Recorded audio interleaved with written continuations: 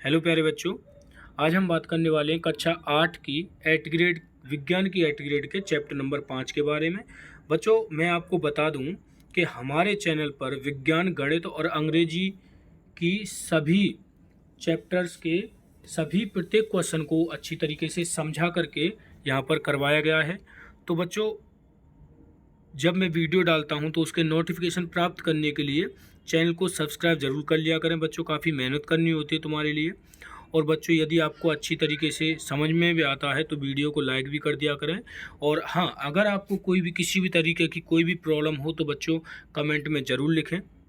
मैं कोशिश करूँगा कि आपके सभी प्रकार के डाउट को क्लियर कर सकूँ, और अगर मुझे कुछ भी सुधार करना है वीडियो में तो उसमें भी आप बच्चों राय दे सकते हैं। चलिए, पहला क्वेश्चन है बच्चों हमारा, ये खालिस्तान भरने हैं बच्चों। इसमें देखिए, संकटापन्न स्पीसीज का रेड डाटा पुस्तक में रिकॉर्ड रखा जाता है। बच्चों देखो, ऐसी स्पीसीज मतलब जो जीव जंतु हैं जो खत्म होने की कगार पर हैं, जो कुछ ही संख्या में रह गए हैं, तो उनको एक स्पेशल बुक में उनका नाम रखा जाता है। उसे बोलते हैं बच्चों, उस बुक का नाम है रेड डाटा बुक। चलिए,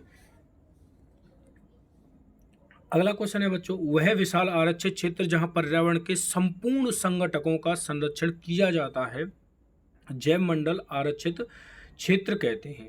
अगला है बच्चों कि प्रवासी पक्षी सुदूर क्षेत्रों से जलवायु परिवर्तन के कारण पलायन करते हैं और जैव विविधता के संरक्षण के उद्देश्य से राष्ट्रीय उद्यान बनाए गए हैं।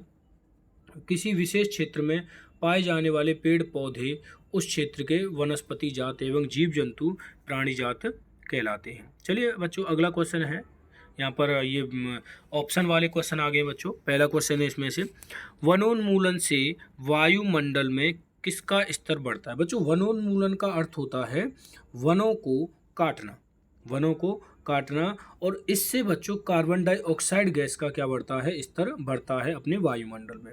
अगले क्वेश्चन पर बात कर लेते हैं बच्चों। अगला क्वेश्चन है, पौधे व जंतुओं के लिए सुरक्षित क्षेत्र कौन से हैं।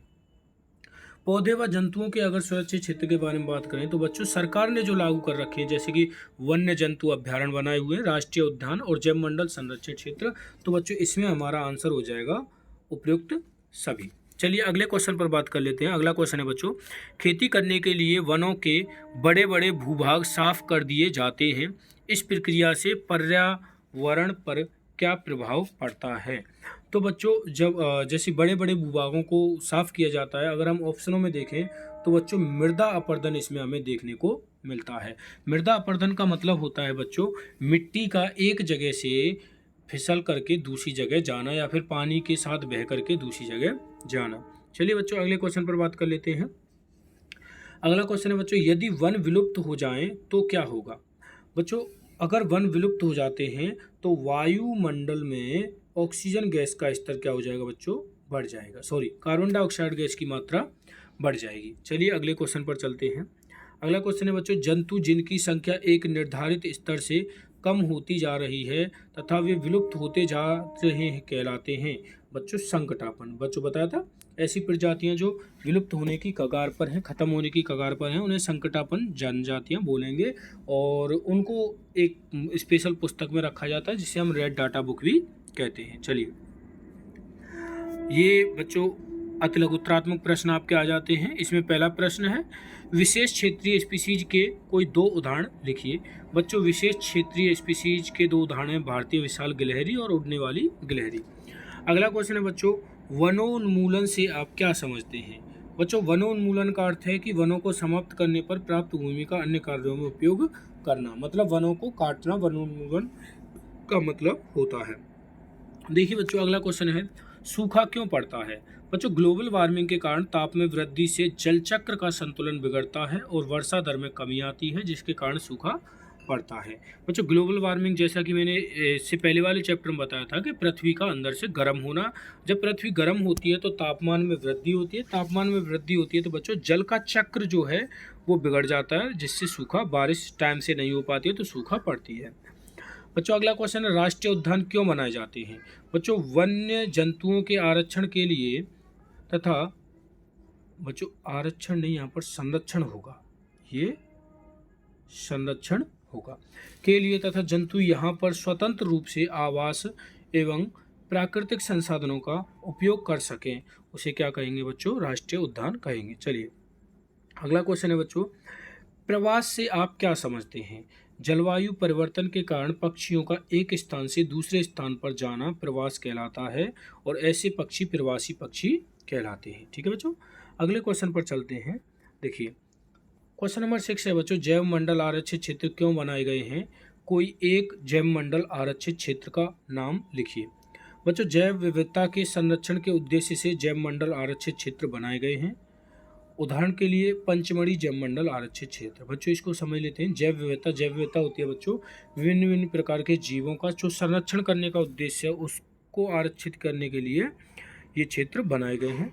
बच्चों क्वेश्चन नंबर 7 है, रेड डाटा पुस्तक क्या है, इसकी आवश्यकता क्यों है? बच्चों रेड डाटा पुस्तक जैसा कि मैंने अभी आपके लिए बताया था कि रेड डाटा पुस्तक वह बुक है जिसमें सभी संकटापन्न स्पीसीज का रिकॉर्ड रखा जाता है। इसकी सहायता से संकटापन्न स्पीसीज का संरक्षण करना आसान हो जाता है। ठीक है बच्चों, अगले क्वेश्चन पर चलते हैं। क्वेश्चन नंबर 8 है बच्चों, वन्य प्राणी अभ्यारण्य और राष्ट्रीय उद्यान में अंतर स्पष्ट कीजिए। किन्हीं दो राष्ट्रीय उद्यानों के नाम लिखिए। बच्चों वन्य प्राणी अभ्यारण्य और राष्ट्रीय उद्यान मैंने अलग अलग लिखे हैं। अगर हम वन्य प्राणी अभ्यारण्य के बारे में बात करें तो यहाँ वन्य प्राणी मतलब जंतु सुरक्षित एवं संरक्षित रहते हैं, जबकि राष्ट्रीय उद्यान पे पर्यावरण के संपूर्ण घटकों का संरक्षण किया जाता है। राष्ट्रीय उद्यान के दो उदाहरण पूछे बच्चों हमसे। राष्ट्रीय उद्यान के दो उदाहरण के बारे में बात करें तो बच्चों एक तो हो जाएगा सतपुड़ा राष्ट्रीय उद्यान, दूसरा हो जाएगा बच्चों केवलादेव राष्ट्रीय उद्यान।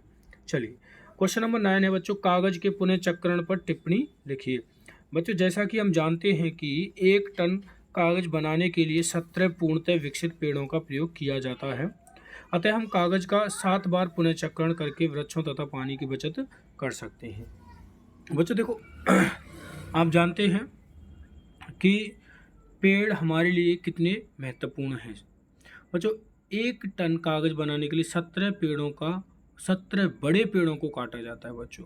तो इसमें अगर हम कागज का पुनः चक्रण करें, पुनः चक्रण बच्चों जैसे कि हमने कोई कागज यूज किया उस कागज को दोबारा से गला करके उससे नया कागज बनाया जा सकता है, इसे बोलते हैं बच्चों कागज का पुनः चक्रण। और ये कम से कम 7 बार तो किया जा सकता है बच्चों।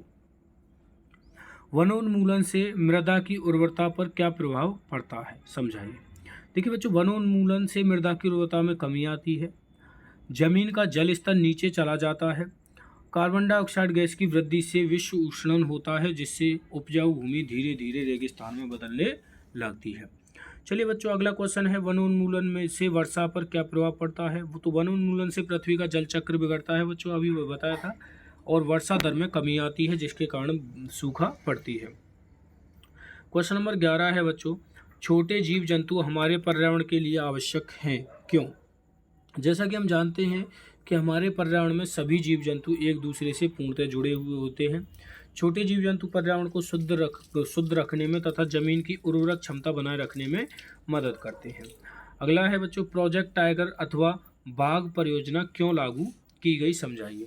बच्चों हमारी सरकार ने बाघों के संरक्षण हेतु प्रोजेक्ट टाइगर अथवा बाघ परियोजना लागू करने का उद्देश्य अपने देश में बाघों की उत्तरजीविता एवं संवर्धन करना बताया है। चलिए बच्चों क्वेश्चन नंबर 12 है, लगातार औद्योगिकरण बढ़ने के कारण वनों की अनवरत कटाई हो रही है, क्या इन परियोजनाओं में वृक्षों की कटाई हमारे पर्यावरण के लिए न्यायसंगत है? इस पर संक्षिप्त रिपोर्ट तैयार कीजिए। बच्चों लगातार औद्योगिकरण का मतलब होता है कि विभिन्न विभिन्न प्रकार के, बच्चों देख पा रहे हो आप, बहुत से उद्योग खोले जा रहे हैं और उद्योगों को खोलने के लिए पेड़ों को काटा जाता है और उद्योग में कच्चे माल के लिए भी पेड़ों का प्रयोग किया जाता है। तो बच्चों यहाँ पर वनों की अनवरत क्या हो रही है बच्चों, कटाई हो रही है। और इन परियोजनाओं में वृक्षों की कटाई हमारे पर्यावरण के लिए बिल्कुल भी न्याय संगत नहीं है। जैसा कि हमें ज्ञात है कि वनोन्मूलन से जंतुओं का विलुप्तीकरण, सूखा, पर्यावरण असंतुलित आदि लगातार परेशानियां देखने को मिल रही हैं। और यदि वनों को उद्योगों के लिए इसी प्रकार काटा गया तो हमारा भविष्य बहुत भयानक होगा। चलिए बच्चों चैप्टर फिनिश होता है, प्रोजेक्ट नंबर 1 आ जाता है यहाँ से। तो बच्चों यहाँ पर अपने क्षेत्र के विशेष क्षेत्रीय पौधे एवं जंतुओं की सूची बनाइए। तो बच्चों विशेष जंतु के बारे में बात करें तो काले हिरण, श्वेत आंखों वाले हिरण, हाथी, बिल्ली आदि। और विशेष पौधे हैं बच्चों बड़े समतल वन, पहाड़ी वन तथा बड़ी नदियों की डेल्टा की झाड़ियाँ। चलिए बच्चों, अगला है निम्न तालिका को पूर्ण कीजिए। बच्चों ये तालिका पूर्ण की गई है, यहाँ पर इसको आप देख करके फिल कर लेंगे।